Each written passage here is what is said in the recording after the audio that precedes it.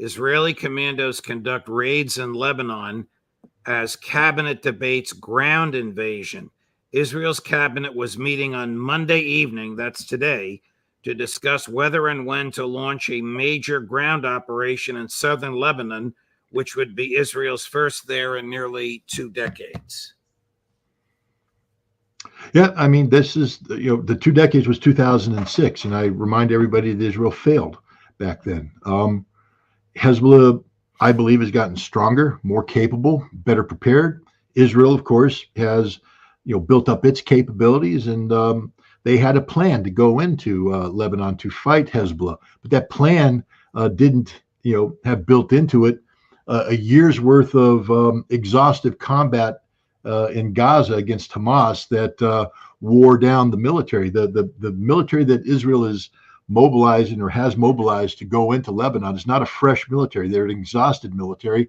They have maintenance issues, etc. So, and also, I'm sure if we read down in that article, you'd see that the United States is putting tremendous pressure on Israel not to go into Lebanon. Again, Lloyd Austin's Pentagon is of the belief that Israel is not positioned to prevail, and that this could, if Israel went in big, that could lead to actually a big reversal of fortune for the Israelis, which would prompt further Israeli escalation, maybe to include bombing Iran, and this whole thing spins out of control.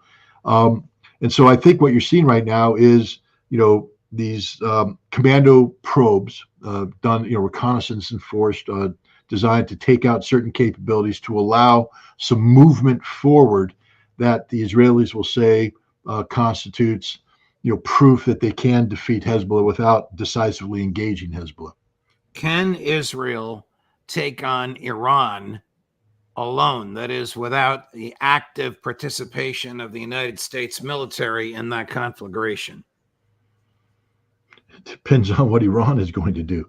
I mean, and when you say take on, attack, one only has to look attempt to decapitate.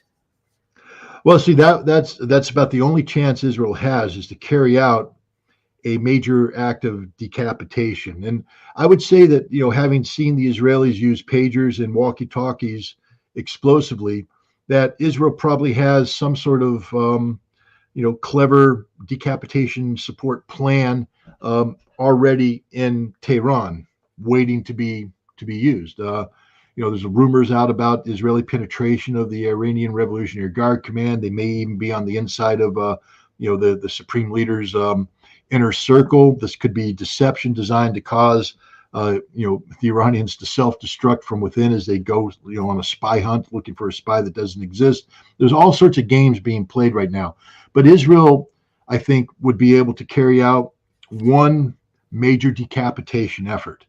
But the idea of them carrying out a sustained aerial campaign, equivalent to what we did against Iraq during the Gulf War, the strategic air campaign, Israel doesn't have that ability, especially by itself. The refueling requirements, the suppression of enemy air defense, the counter air, defending their own territory. Remember, to defend against Iranian missiles, Israel had to deploy its air force as part of an air screen. So if you're devoting a big chunk of your air force to carry out operations against Iran, you don't have that air force there to carry out the air screen.